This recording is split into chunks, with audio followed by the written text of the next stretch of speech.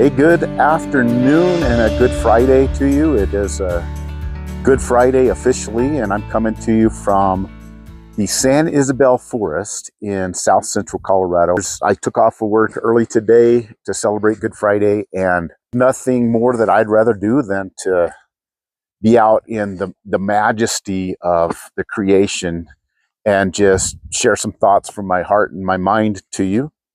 I don't have anything prepared. I don't have any notes.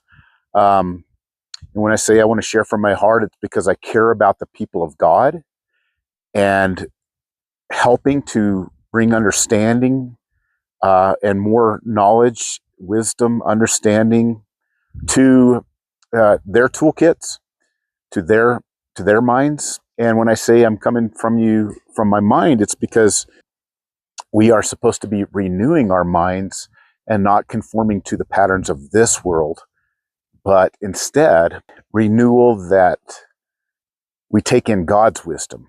And so he left us something called the Bible. He didn't call it the Bible. We call it that. We packaged and bound a whole bunch of different types of writing into one book that is the sacred and holy scripture for a couple of different religions, Christianity, and then Judaism is a part of this. And I got a message today as I started my day off. I checked my messages, and I often will get messages from folks asking specific questions, and I can't answer them all. And if you're a person that is watching this one today, and I haven't answered something that's specific, it's not because I don't care about you or your question. It's not a matter of valuing who you are or whether your question is important or not. They're all important. It's just a matter of how many can I answer and how many could I answer in a video for all people that might have that same question. And so today I got one that's really a common question that I believe is a good one for all Christians and all non-Christians alike, all Christ followers, all non-Christ followers, anybody that wants to watch this. And that is a confusion about Scripture. Like, how do I read this book that has so many different parts and so many different types of literature? How do I get the most out of it? How do I understand it? How do I build a framework of understanding? I'm going to say, let's put aside all biases, our religious backgrounds, our thoughts of what Scripture is or isn't, our theological frameworks. And what I'm going to do is I'm going to tell you from cover to cover, which I've done in a short, like 4-minute video before, but I'm going to expand on it today to help bring some more understanding and use the actual examples from my message this morning that are actually really good examples to answer a few questions. And if you're watching this and you have a skepticism about it, that's great. Keep watching. But here's what I want to say. If you have a skepticism that breaks over into cynicism and making fun of people who read Scripture and call it a fictitious book, I would say this, especially to professors and people like this. If you are a lawmaker, if you are a teacher of literature, professor of history, and you haven't read the bestseller of all time that shows where law actually is derived from in the Western world and much of the Eastern world, or you are teaching literature somewhere and you haven't read the literature of the Psalms, the apocalyptic literature, the Proverbs, the wisdom, and you know nothing about it, or if you're a historian and you haven't taken the time to read the best-selling book of all time and you're teaching history, you're missing a whole bunch in your worldview. And it's hard to take you serious if you're going to be cynical about the Scripture. Questions? Easy to take you serious. Cynicism, not so easy. And likewise, it's as equally hard to take somebody as serious, as a serious inquirer of knowledge, If they've only been raised in the church and went to Christian schools or were homeschooled and went to Christian college, then married a Christian pastor, and live within the walls of their church, and they never get out, and they've not read anything else. They haven't investigated Plato or read The Great Gatsby or the Brothers Karamazov or any of the greats. It's hard to take you as a set of people that take hard stands on a specific theological framework seriously. In other words, I'm going to ask everybody, and I truly believe this, one of the best things that we can do for shared understanding is to expand our algorithms, so to speak. And I believe if we all come to shared understandings about theological frameworks, about Scripture, liberal thought and conservative thought in religion, which it's different than politics, I actually believe that will expand and infiltrate the other areas of life, like history or politics or philosophy or science. And it can only be helpful to a people who share this globe. I think at the heart of most people, you're going to find a desire to get along, a desire to understand each other. And then there are those that have no desire. And I think they're a smaller group that are just so set in their ways and in their beliefs, they refuse to read anything else, let alone Scripture. So having said that, now let's go to a different point. Let's lay aside all theological frameworks for today, all biases for today. For example, if you're a dispensationalist from a conservative evangelical church, let's set that system of theology aside and not overlay it on Scripture right now. We'll do that later. Or if you're a covenantalist Lutheran, for example, let's lay aside the covenantal system of theology. Or if you are a Calvinist, Reformed Presbyterian, a Reformed Baptist or Presbyterian, I should say, let's set that aside. Kind of like the Christian churches or Church of Christ or the Arminian thought that says no creed but Christ. Let's lay aside the Nicene Creed and all others, the Apostles' Creed.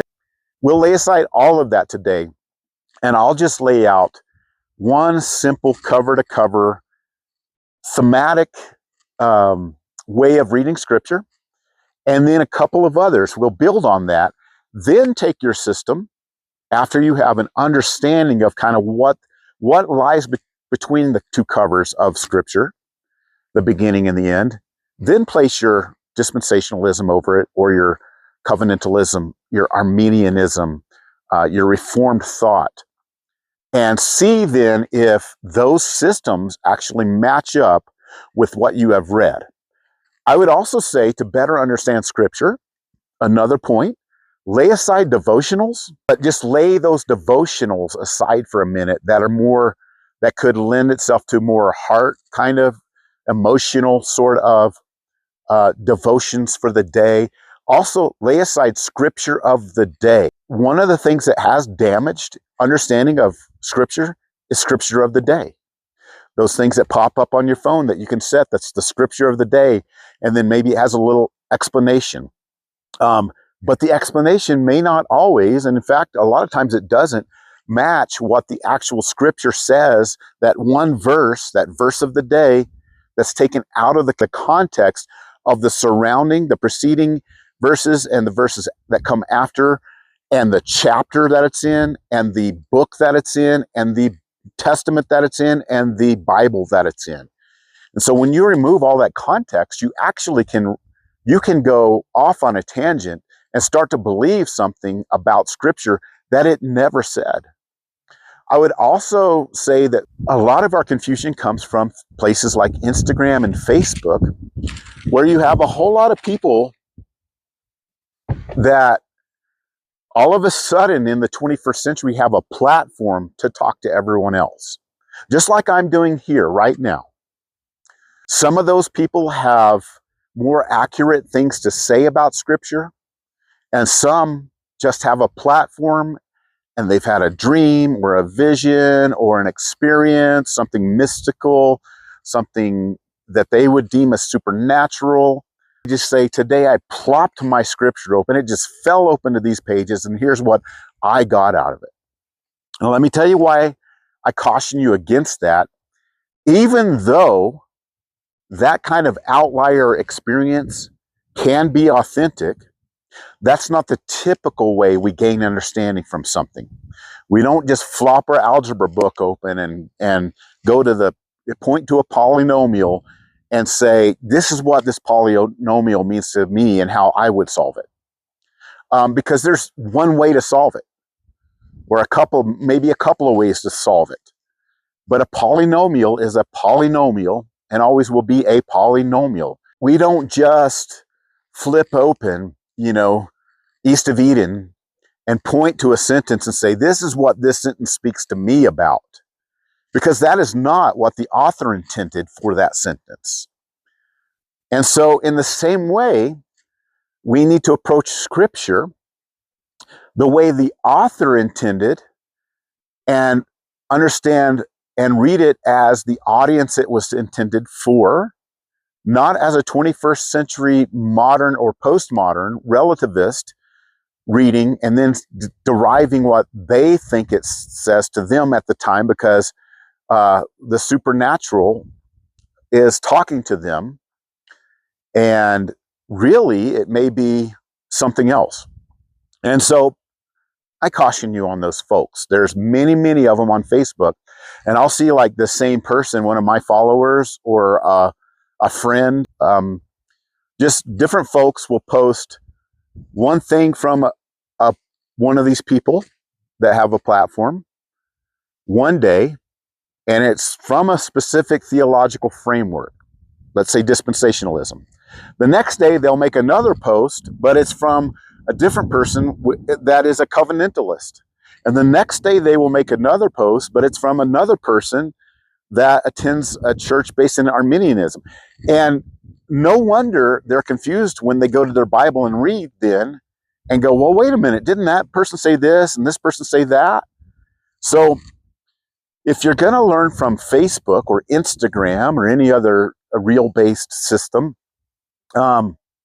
be sure you know who you're learning from. Like, look up their background. It doesn't matter if they have a fancy AI-generated photo below what they're saying, and they seem official because they've put a background. You can choose backgrounds. I didn't choose this one. God chose this one. He made that. But you can look very professional and just be a dude in your basement that has decided that you're going to start sharing what you believe Scripture says, but without any real understanding of what Scripture says. Now, what I'm not saying there is that you have to be an educated person that has gone to seminary. But what I will say is you need a basic 7th, 8th grade education to understand literary devices that are used in Scripture, like metaphor and simile and symbolism, and genres like poetry, wisdom, law, history, historical narrative, personal narrative, apocalyptic literature. And once you understand those things, I would be more inclined to listen to you, but I am not inclined to listen to somebody who says, and be careful of these folks who say, this is what the Scripture says to me. You will find them in Sunday school, in small groups, in churches, and that kind of thing needs to be corrected by whoever the leader of that group is, or the teacher of that Sunday school, because we don't approach Scripture and say, this is what it says to me, because to me probably means whatever I'm going through right now, or my circumstances. So this verse really speaks to my circumstances. But that's to take it completely incorrectly.